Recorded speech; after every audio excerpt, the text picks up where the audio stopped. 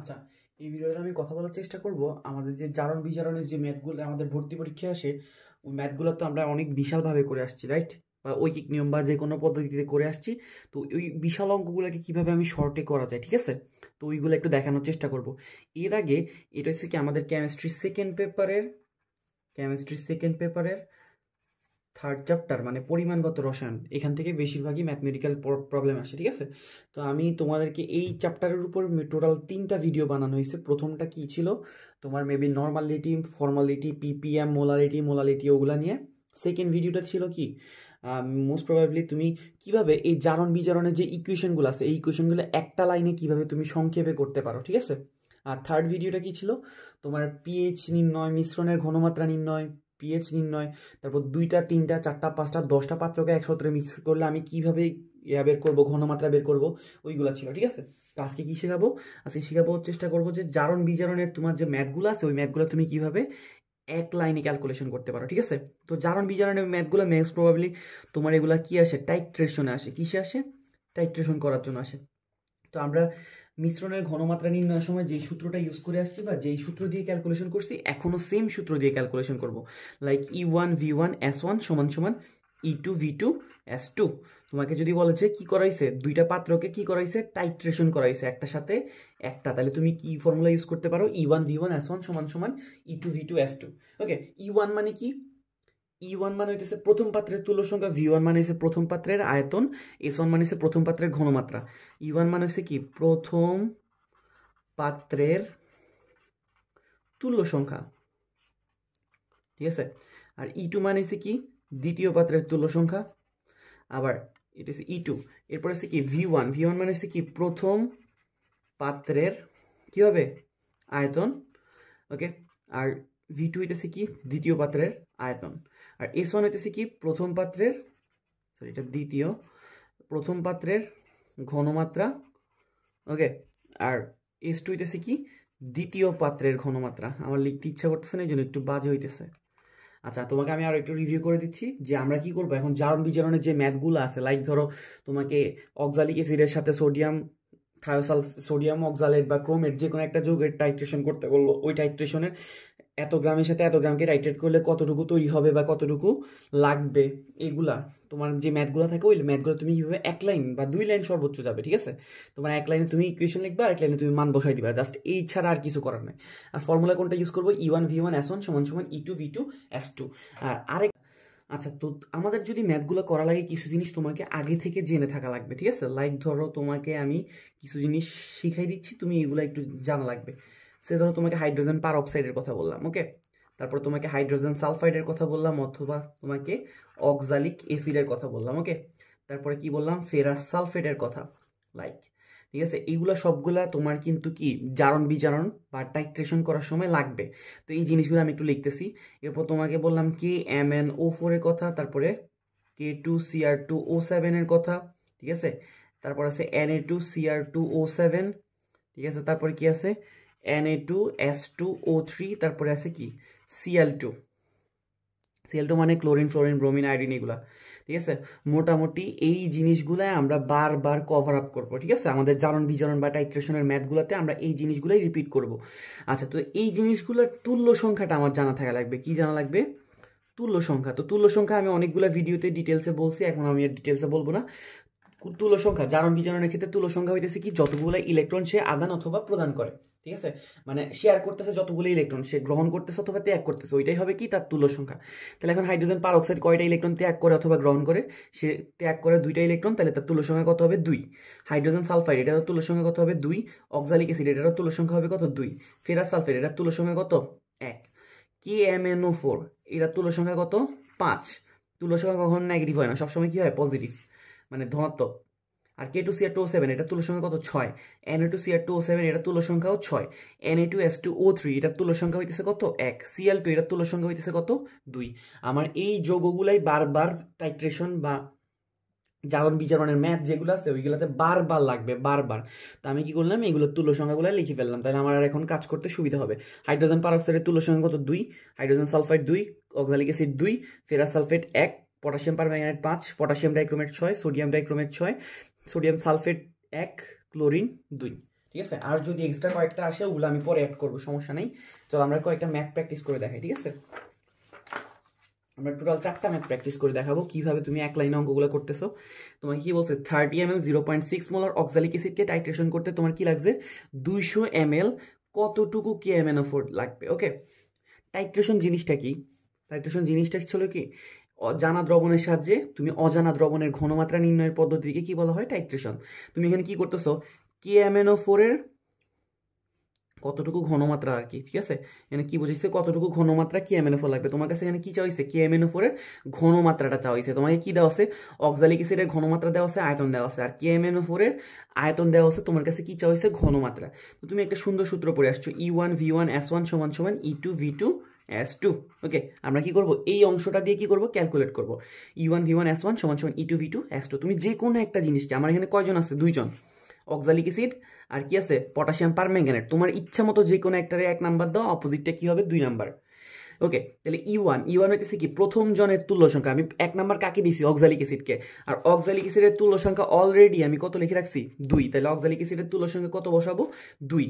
ওকে, আচ্ছা, এরপরে দিচ্ছি কি, অক্সালিক অ্যাসিডের আয়তন। অক্সালিক অ্যাসিড কতটুকু আয়তন আছে, 30 ml আয়তন আছে। ওকে, আচ্ছা, S1 হইতেছে কি, ঘনমাত্রাটা কত, 0.6।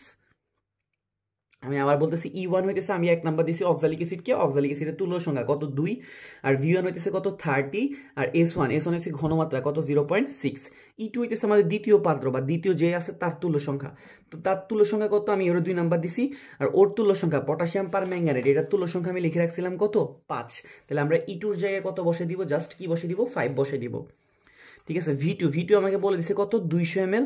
আর আমার কাছে কি চাওয়া হয়েছে, S2টা চাওয়া হয়েছে। তাহলে আমরা এখান থেকে ইজিলি সবগুলো ভ্যালু জানি, আমরা ইজিলি কি করতে পারবো, S2টা বের করতে পারবো। এখন তোমার মনে প্রশ্ন থাকতে পারে যে ভাইয়া এই ভিটা তো লিটারে রাখা লাগে, মানে কি লিটারে নেওয়া লাগে, তাই না? তাই আমরা মিলিলিটার থেকে কিভাবে লিটারে নিই, 1000 দ্বারা ভাগ করে। তাহলে এই সাইডও 1000 দ্বারা ভাগ করবো, তাহলে তো এইটার 1000 চলে যাবে। তো আমি আর কি করলাম না, এই অংশটুকু ক্যালকুলেট করলাম না। আর যারা এই জিনিসটা ধরতে পারিনি, কোনো সমস্যা নেই, তুমি যেভাবে নর্মালি ক্যালকুলেট করছো ওইভাবে করলেই চলবে। আমি কি বলতেছি, E1 মানে হচ্ছে প্রথম পাত্রের তুল্য সংখ্যা কত, 2। V1 হইতেছে প্রথম পাত্রের আয়তন 30। S1 হইতেছে প্রথম পাত্রের ঘনমাত্রা 0.6। E2 দ্বিতীয় পাত্রের তুল্য সংখ্যা 5, দ্বিতীয় পাত্রের আয়তন 200 ml। আর দ্বিতীয় পাত্রের ঘনমাত্রা আমরা কি করব, বের করব। তাহলে হবে কি, 2 × 30 × 0.6 ভাগ কত, 5 ভাগ কত, 200। তাহলে এখান থেকে আমরা S2 পাই যেতেছি কত, 0.036। দেখো এক লাইনে তোমার কি হয়ে গেছে, অঙ্কটা হয়ে গেছে। আশা করি বুঝতে পারছি সবাই। আমরা পরের ম্যাথটাতে যাই, তাহলে যত প্র্যাকটিস করবো তত বুঝতে পারবো যে কি সমস্যা হইতেছে না হইতেছে। আচ্ছা, এখানে তোমায় কি বলছি, 900 ml ডেসিমোলার পটাশিয়াম ডাইক্রোমেটকে টাইট্রেট করতে অ্যাসিডিক মাধ্যমে কতটুকু সেমিমোলার ফেরাস সালফেট লাগবে। ঠিক আছে, কতটুকু মানে কত আয়তনের কথা বলছে, কতটুকু মিলিলিটার। আমি এখানে একটু সাইড দিয়ে আরো অ্যাড করে দিছি, কতটুকু মিলিলিটার আয়তনে সেমিমোলার ফেরাস সালফেট লাগবে, তোমার কাছে এটা জানতে চাওয়া হয়েছে। আচ্ছা, এখানে দেখো তো, তাহলে আমরা কি করবো, সেম কাহিনী, E1V1S1 সমান সমান E2V2S2। ওকে, আচ্ছা, E1 তোমার ইচ্ছা মতো তুমি যে কারো একজনের 1 দাও, আরেকজনের কি দিবা, 2 দিবা। তাহলে তোমার পটাশিয়াম ডাইক্রোমেটে যদি 1 দাও, তাহলে এটা হবে কি, পটাশিয়াম ডাইক্রোমেটের তুল্য সংখ্যা। তুমি অলরেডি লিখে রাখছো পটাশিয়াম ডাইক্রোমেটের তুল্য সংখ্যা কত, তুমি দেখতেছো এখানে 6। তাহলে এখানে কত বসাবা, 6। আর পটাশিয়াম ডাইক্রোমেটের আয়তন কত দেওয়া আছে, 900। আর এটা বলে দিচ্ছে কতটুকু ঘনমাত্রা, ডেসিমোলার। ডেসি মানে কি বলতো, সবাই আমরা জানি যে ডেসি মানে 0.1। E2 হবে কি, দ্বিতীয় পাত্র মানে ফেরাস সালফেট। ফেরাস সালফেট হইতেছে কি, এটা তুল্য সংখ্যা আমরা কত লিখে রাখছিলাম, এই যে দেখো কত লিখছি, 1। তাহলে এটা তুল্য সংখ্যা হইতেছে কত, 1। আর V2 আমার কাছে জিজ্ঞেস করছে কতটুকু আয়তন মানে মিলিলিটার, তো এটা আমি বের করব। S2 হইতেছে কত, সেমিমোলার। সেমি মানে আমরা সবাই জানি কত, 0.5। ঠিক আছে, তাহলে আমরা কত পাইতেছি, সেমি মানে 0.5। তাহলে এখান থেকে আমরা ইজিলি কি করতে পারবো, V2 এর মানটা বের করে ফেলতে পারবো, রাইট? তাহলে কত আসতেছে, 6 গুণ 900 গুণ 0.1 ডিভাইডেড বাই কত, 5। তাহলে আমাদের আসতেছে কত, 1080। তার মানে আমার ফেরাস সালফেট কতটুকু আয়তন লাগবে, 1080 মিলিলিটার আয়তন লাগবে। আশা করি বুঝতে পারছি সবাই। আমরা পরের প্রশ্নটাতে চলে যাচ্ছি। পরের প্রশ্নটাতে আমি কি লিখছি একটু দেখো তো, 1 টুকরা লোহাকে সালফিউরিক অ্যাসিডে নিমজ্জিত করা হলো। এই দ্রবণকে টাইট্রেট করতে 80 ml 0.5 মোলার হাইড্রোজেন পারঅক্সাইড লাগে। তোমাকে জিজ্ঞেস করা হয়েছে কি, সরি, এটা হাইড্রোজেন পারঅক্সাইড হবে না, আমি একটু প্রশ্ন ভুল লিখছি, হবে KMnO4 লাগে। ঠিক আছে, আমি আবার প্রশ্নটা রিপিট করতেছি, এক টুকরা লোহাকে সালফিউরিক অ্যাসিডে নিমজ্জিত করা হলো। তোমাকে বললাম যে এই দ্রবণকে টাইট্রেট করতে 80 ml 0.5 মোলার পটাশিয়াম পার ম্যাঙ্গানেট লাগে। তোমার কাছে কি জানতে চাওয়া হইলো, লোহার ভর কত, ঠিক আছে, ভর। ওকে, তাহলে আমরা এখন কি ক্যালকুলেট করব, ভর ক্যালকুলেট করব, রাইট। আচ্ছা একটু দেখো তো, লোহার সংকেত কি আমরা সবাই জানি Fe। এটাকে আমি সালফিউরিক অ্যাসিডে যদি নিমজ্জিত করি তাহলে কি তৈরি হয় বলো তো, লোহাকে যদি সালফিউরিক অ্যাসিড নিমজ্জিত করি কি তৈরি করবে, ফেরাস সালফেট আর হাইড্রোজেন। দেখো তো তোমার ফেরাস সালফেটটা কি পরিচিত মুখ নাকি পরিচিত মুখ না? অবশ্যই আমাদের পরিচিত মুখ। আমরা যে একটা লাইন লিখে রাখছি বা একটা পৃষ্ঠে একটা জিনিস লিখে রাখছি, এখানে দেখো ফেরাস সালফেট পরিচিত মুখ। ওকে, আচ্ছা তো তাহলে এখন আমার কি আসতেছে, আলটিমেটলি লোহা মানে আয়রনকে সালফিউরিক অ্যাসিডে ডুবাই দিলে কি তৈরি হইতেছে, ফেরাস সালফেট। আর এই দ্রবণটাকে টাইট্রেট করতে আমি কাকে আনতেছি, পটাশিয়াম পার ম্যাঙ্গানেট। তাহলে আমি ফেরাস সালফেটকে 1 দিলাম, পটাশিয়াম পার ম্যাঙ্গানেটকে 2 দিলাম। ওই আগের মতোই E1V1S1 সমান সমান E2V2S2। ওকে, E1 হইতেছে কি, ফেরাস সালফেটের তুল্য সংখ্যা। ফেরাস সালফেটের তুল্য সংখ্যা কত ছিল, ফেরাস সালফেটের তুল্য সংখ্যা আমরা লিখে রাখছিলাম, ওখানে কত ছিল, 1। V1 হইতেছে ফেরাস সালফেটের আয়তন। একটু ঠান্ডা মাথায় দেখো তো, এখানে কোথাও কোনো জায়গায় ফেরাস সালফেটের আয়তন দেওয়া আছে নাকি নাই? কোথাও ফেরাস সালফেটের আয়তন দেওয়া নাই, তাহলে আমরা V1টাকে কি করব, V1 এ রেখে দিব। আচ্ছা এখন দেখো তো S1 এতে কি ফেরাস সালফেটের ঘনমাত্রা, এখন কি কোথাও কি কোনো রকম ফেরাস সালফেটের ঘনমাত্রা দেওয়া আছে, দেওয়া নাই। তুমি যদি চেক করো, এক টুকরা লোহাকে সালফিউরিক অ্যাসিডে নিমজ্জিত করা হলো। এই দ্রবণকে টাইট্রেট করতে 80 ml 0.5 মোলার পটাশিয়াম পার ম্যাঙ্গানেট। এই 80 ml হচ্ছে পটাশিয়াম পার ম্যাঙ্গানেটের, 0.5টা হইতেছে কি, পটাশিয়াম পার ম্যাঙ্গানেটের। এখন আমার কাছে লোহার কি চাওয়া হয়েছে, ভর চাওয়া হয়েছে। লোহার কি ঘনমাত্রা চাওয়া হয়েছে না আয়তন চাওয়া হয়েছে? কিছুই চাওয়া হয় নাই। লোহার ভরও চাওয়া, আয়তনও চাওয়া হয় নাই, ঘনমাত্রাও চাওয়া হয় নাই, কিন্তু চাওয়া হয়েছে কি, ভর। তাহলে আমরা এই ভরটাকে কিভাবে বের করব? তা আমরা এরকম একটা সূত্র আগে থেকেই জানতাম, S সমান সমান কি, 1000 W divided by mv, right. আমরা আগে থেকেই জানতাম যে কি, S সমান সমান 1000 W divided by mv, 1000 W divided by mv। তাহলে আমি S1 এর জায়গায় যদি এটাকে রিপ্লেস করি, 1000 W1 ডিভাইডেড বাই m1v1, এটা 1 নাম্বার ছিল, তাই সবার সাথে আমি কি লাগাই দিছি, 1 লাগাই দিছি। তাহলে 1000 W1 ডিভাইডেড বাই m1v1। তো V1 কি হয়ে গেল, কাটা চলে গেল। আচ্ছা E2 হবে সেকেন্ড পাত্র হচ্ছে পটাশিয়াম পার ম্যাঙ্গানেট। এটার জারণ তুল্য সংখ্যা কত ছিল, 5। আর পটাশিয়াম পার ম্যাঙ্গানেট কতটুকু আয়তন দেওয়া আছে, 80। আর পটাশিয়াম পার ম্যাঙ্গানেট এর ঘনমাত্রা দেওয়া আছে কত, 0.5। ওকে, আচ্ছা তাহলে 1000 W মানে হইতেছে কি, আমরা যে ভরটা চাইতেছিলাম এই ভরটাকে আমরা কি বলতেছি, W। আর এই M1 হইতেছে কি, M এর পরিচয় কি ছিল, সবাই জানি যে M মানে বোঝায় কি, আণবিক ভর। ওকে, আচ্ছা এখন আমি কার আণবিক ভর বসাবো? আমি এটা কার জন্য লিখছিলাম, ফেরাস সালফেটের জন্য না? আমি কার জন্য লিখছিলাম, আমরা আণবিক ভর বসানোর জন্য ফেরাস সালফেটকে ইউজ করার কথা, রাইট। কেন আমি এখানে কার জন্য ক্যালকুলেশন করতেছিলাম, ফেরাস সালফেটের জন্য। কিন্তু প্রশ্নে আমার কাছে কি চাইছে, ফেরাস সালফেটের ভর চাইছে না লোহার ভর চাইছে? প্রশ্নে আমার কাছে জাস্ট লোহার ভর চাইছে। ওকে, তাহলে আমরা এখানে কি করব, ফেরাস সালফেটের ভরের জায়গায় জাস্ট কোন ভরটাকে বসাবো, লোহার ভরটাকে বসাবো। আর আমরা জানি যে লোহার আণবিক ভর কত, 56। আমি আবার রিপিট করতেছি, প্রশ্নে যদি আমাকে ফেরাস সালফেটের ভর কত জিজ্ঞেস করতো, তাহলে আমি কি করতাম, ফেরাস সালফেটের ভরটা বসাইতাম। মেবি ফেরাস সালফেটের ভর আসে 152, কিন্তু আমি এখানে যেহেতু প্রশ্ন আমার কাছে কি চাইছে, লোহার ভর চাইছে, তাহলে আমরা কত বসাবো, লোহার ভর মানে আয়রনের ভর কত, 56। ঠিক আছে, তাহলে এখানে কত আসতেছে, 5 × 80 × 0.5। তাহলে আমরা ইজিলি কি করতে পারবো, W1টা বের করে ফেলতে পারবো, রাইট। তাহলে এখানে W1 কত আসে একটু চেক করে দেখি, 5 × 80 × 0.5 ডিভাইডেড বাই 1000 গুণ কত, 56 করলে আসবে 11.2। তাহলে লোহার ভর কত, 11.2 গ্রাম। আমি তোমাকে একটু ছোট করে রিভিউ দিয়ে দিয়েছি। তোমাকে বলছে যে একটা লোহাকে তুমি কি করছো, সালফিউরিক অ্যাসিডে ফালাই দিছো, তাহলে কি তৈরি করবে, ফেরাস সালফেট আর হাইড্রোজেন তৈরি করবে। এই দ্রবণকে টাইট্রেট করতে তোমার 80 ml 0.5 মোলার পটাশিয়াম পার ম্যাঙ্গানেট লাগে। লোহার ভর কত, তো তুমি 2 নাম্বার পাত্র দিছো কাকে, পটাশিয়াম পার ম্যাঙ্গানেটকে। তাহলে E2 হবে কত, 5। পটাশিয়াম পার ম্যাঙ্গানেটের তুল্য সংখ্যা 5। V2 হইতেছে কত, 80। আর S2 হইতেছে কত, 0.5। এখানে এদেরকে বসাই ফেলছি।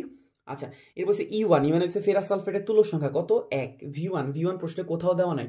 আর S1 আমার কাছে কিন্তু V1ও চাওয়া হয় নাই, S1ও চাওয়া হয় নাই, তাই আমি S1টাকে রিপ্লেস করে নিয়ে গেছি কিভাবে, 1000 W ডিভাইডেড বাই mv। দেখো VV কাটায় চলে গেছে। আর আমার দরকার কাকে, Wটাকে।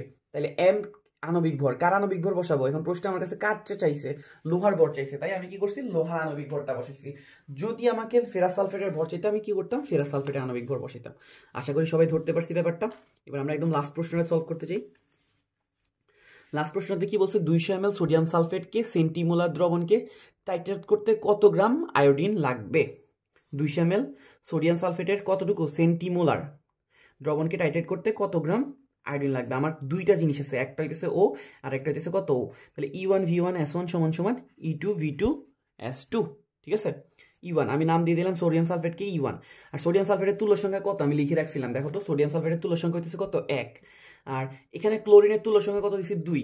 ক্লোরিন যে কথা, আয়োডিনও একই কথা, ব্রোমিনও একই কথা, তাহলে সবার জন্য তুল্য সংখ্যা কত হবে 2। আচ্ছা তাহলে আমরা সোডিয়াম সালফেট প্রথমে 1 নাম্বারে দিছি সোডিয়াম সালফেট, এটার তুল্য সংখ্যা কত হবে 1। আর এটা কতটুকু আয়তন আছে 20 ml। আর এটার ঘনমাত্রা কত বলছে সেন্টিমোলার, সেন্টি মানে হচ্ছে 0.01, সেন্টি মানে 0.01, সেমি মানে 0.5, ডেসি মানে 0.1, ঠিক আছে। আচ্ছা E2 হইতেছে কি আয়োডিন, আয়োডিনের তুল্য সংখ্যা কত দেখলাম মাত্র 2। V2 হইতেছে আয়োডিনের আয়তন, কিন্তু আমাকে কি প্রশ্নে আয়োডিনের আয়তন দেওয়া আছে না, দেওয়া নাই। আচ্ছা এরপর E6 হচ্ছে কি আয়োডিনের ঘনমাত্রা, কিন্তু প্রশ্নে কি কোথাও ঘনমাত্রা দেওয়া আছে, দেওয়া নাই। কিন্তু প্রশ্নে আমার আয়তনও চাই নাই, ঘনমাত্রাও চাই নাই, কিন্তু কি চাইছে কত গ্রাম, তার মানে আয়োডিনের ভর চাইছে আগের অঙ্কটার মতো। তাহলে আমরা H2 চাই কি লিখবো 1000 W2 divided by M2 V2, মানে ওই সূত্রটা আর কি, এস এর সূত্র কি ছিল 1000 W divided by MV, 1000 W divided by MV। আমরা এখানে জাস্ট কি লাগাই দিছি 2 লাগাই দিছি, কারণ আমরা 2 নাম্বার পাত্রের জন্য ক্যালকুলেট করতেছিলাম। তাহলে V2 কি হবে কাটা, রাইট। আর এখানে কি আসতেছে দেখতেছি 2 ইন্টু 1000 W2, W2 হইছে কি আমি যে ভরটা বের করবো ওইটাকে আমরা W বলতেছি, আর M2 হইতেছে আণবিক ভর। আর আমরা কার ভর চাইতেছি, কার ভর বের করতে গেছি আয়োডিন, আয়োডিনের আণবিক ভর কত আমরা সবাই মোটামুটি জানি কত 254। আর এই সাইডে কত আছে 1 গুণ 20 গুণ 0.01। তাহলে আমরা এখান থেকে ইজিলি ক্যালকুলেট করলে কিসের ভর পাই যাব, আমার যতটুকু আয়োডিন আছে ওই আয়োডিনটার ভর পাই যাব। তাহলে আমরা আয়োডিনের ভর কত আসতেছে দেখি 20 গুণ 0.01 ইন্টু 254 ভাগ 2 ভাগ কত 1000, ভাগ করলে আসতেছে কত 0.0251, ঠিক আছে। তাহলে আমরা আয়োডিন কতটুকু ভর লাগতেছে 0.0251 গ্রাম আয়োডিন আমাদের লাগতেছে। আশা করি সবাই বুঝতে পারছি, সবার উপকার আছে। Thank you.